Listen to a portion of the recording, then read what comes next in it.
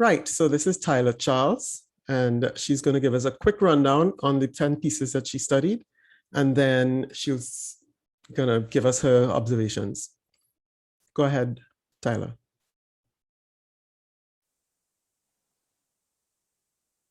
Okay, so good day, everyone.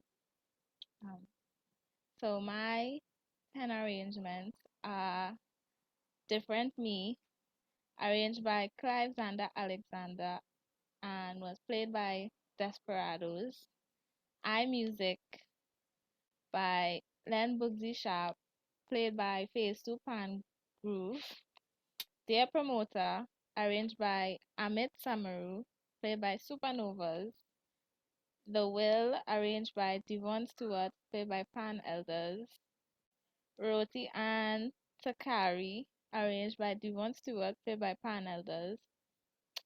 More Soca, arranged by Leon Smooth Edwards, played by Trinidad All Stars. Limbo Break, arranged by Devon Stewart, played by Pan Elders. Lorraine, arranged by Terence B.J. Marcel, played by Cats and Jammers. Caribbean Connection, arranged by Terence B.J. Marcel, played by Cats and Jammers, and Wrong Again, arranged by Andre White, played by Pamberry Steel Orchestra. So I'd be giving my analysis on two pieces today, on two arrangements today, I mean, and that would be Limbo Break and Lorraine. So Limbo Break was arranged by Devon Stewart, as I said previously. It is played by Pan Elders, and with this arrangement, it started with the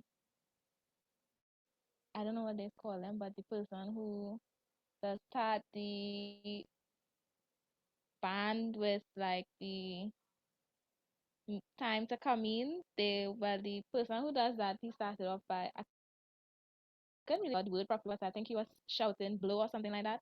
And when he shouted that, the entire band answered with that same word, and I went on like for a little, and then they started the song with uh arpeggiated phrase, and then they played that phrase over and over in the front line, and then it came with syncopated phrases in the background pans, and then while they were playing that, the frontline pans shouted hey, and then after they played like a small phrase again, and then they shouted hey again, and they played at like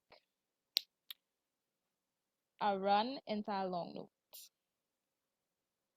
Um, they moved on to the verse where the front line had the melody, and then they moved into the chorus, and during that there was a small minor key change, and then it went back to the original key. Um,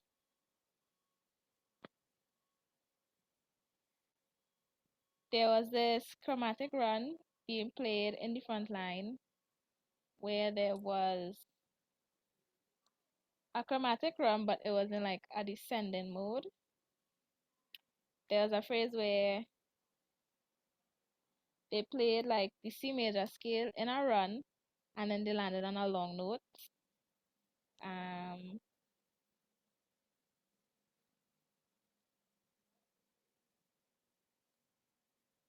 okay, so when the frontline pan played like a certain phrase, there would be the it's congas they call it in the background would play the same phrase after them.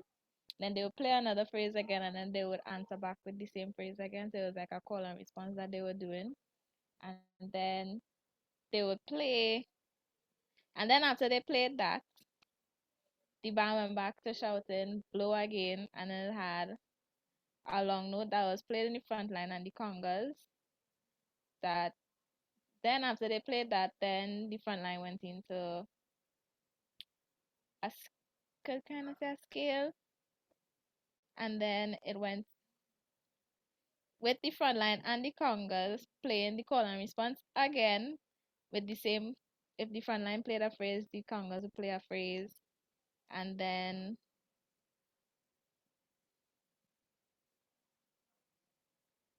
they went into a scale kind of phrase, and then they changed key for each scale phrase that they played. And after they went on to the last phrase, they ended on a long note, and they went into different scale phrases in different keys again.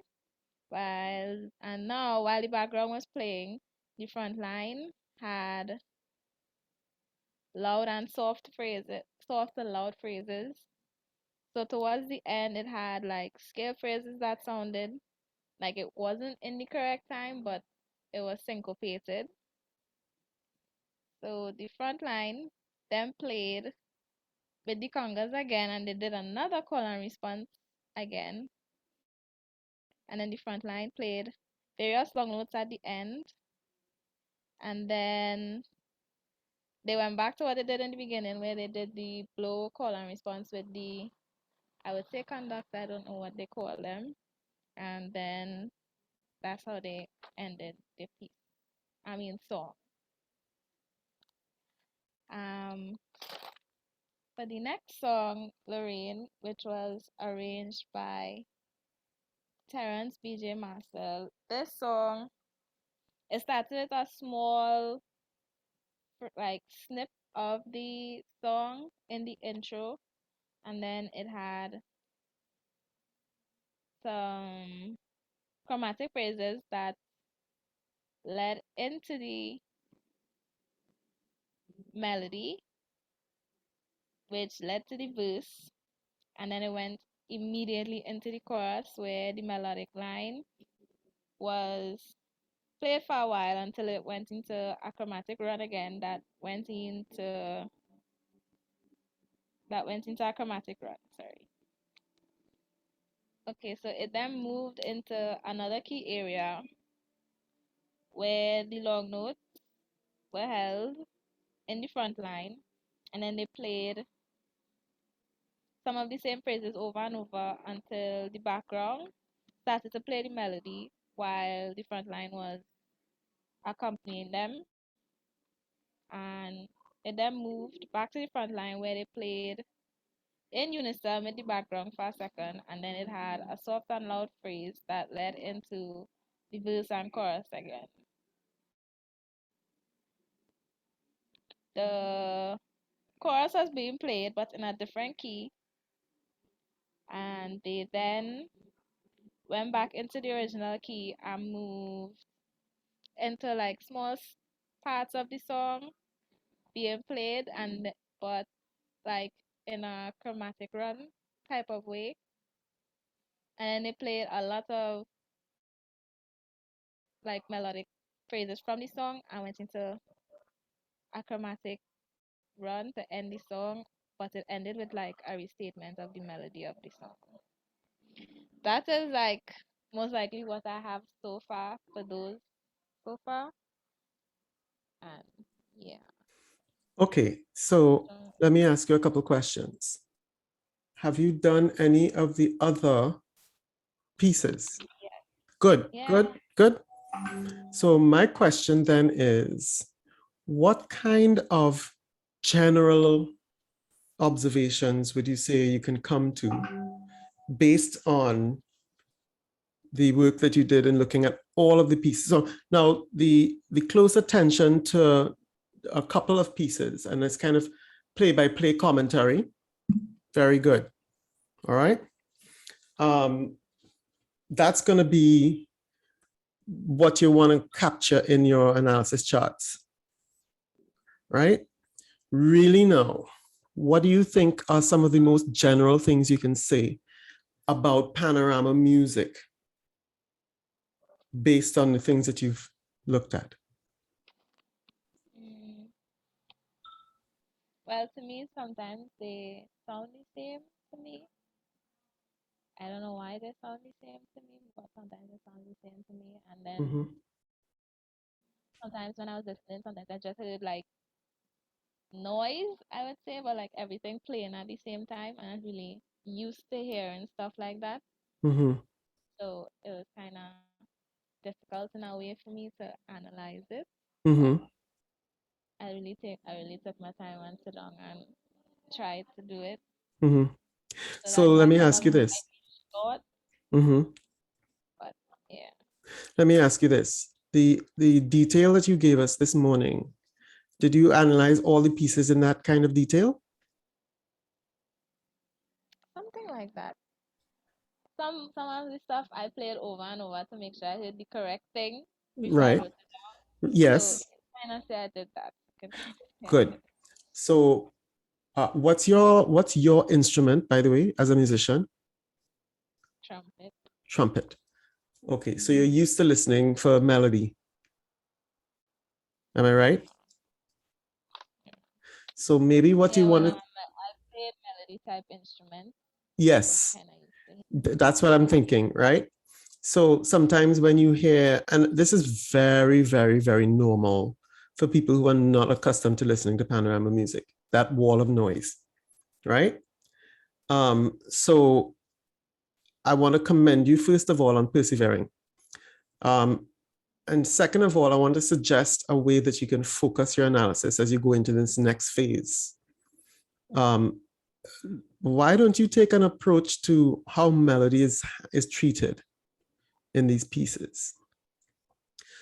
Maybe listening to the entire texture is going to be too much, because remember, this is just one semester of work. We don't have 8 years of listening to get you used to this and this. So let's start with the easiest way in, which is to use what you're already good at, which is your melody airs, right? You know the melodies of all the songs that you studied. Perhaps Yeah, and even if I didn't, I went to listen to the song first before I listened to it. that's also a good idea, right? So the one of the things that can come out of this study is um, somebody's going to write a paper one day on how melody is used, right? Like, do they play the whole melody all the time? Do they break up the melody? Do they fragment the melody? What's happening with the melody? Is it always in the frontline voices? Does it move around, right? Other places where the melody drops out completely, and what happens when that's going on? So I want to suggest to you that this is your strength here is to think about melody, because you already play a melodic instrument, Mm-hmm. right? And maybe now you want to focus on, so if you look at the index, which I don't know if you've had a chance to look at yet, the index is trying to capture everything that we find in the music, right? So if we find uh, an extended passage of syncopated hits, as Markland was describing, was it Markland describing, or Mikhail was describing last day? We give it a name and we agree to call it that until somebody else comes with more authority and gives us a different name, or we agree to call it something else. Add the things that you're seeing into that index. You don't have to give it a name, but if you give it a description, we can agree on what to call it as a team, right? So that's your challenge. Does this make sense to you? Yeah. And I'm sure as you think about it, you're probably thinking of stuff that you probably could already say about melody in these pieces, right? It's not, how did you choose your pieces? Did you just choose the first 10 that you could find? Or did you choose like a specific group of 10 that you really wanted to study for a particular purpose? No, well, I made sure I didn't find some of those I found were like some that were already done before, so I Mm-hmm, had to mm-hmm. look for other ones too. But I had help because I didn't really know a lot of arrangements, but I had some help, and the ones that I did like, that's what I chose. Okay, cool. Good. So this actually gives you a way to you're looking at a spread of pieces, right? And what we're looking for is trends. So the trends that you will be able to identify will be trends in melody, right? And sometimes the trend is going to be everybody's doing the same set of things to the melody. And if we get to confirm that, then That's part of this study too. Right? And once you settle on, oh, this is what I'm seeing, you're going to see more and more and more of it. And you'll have like details of things and trends of things that you can talk about, which is really where I want the research to go. Okay? Okay. So don't doubt yourself. Just look at the music and dig in. So you and I are going to do a follow-up on this in 1 week. Just you and me Okay. in a session.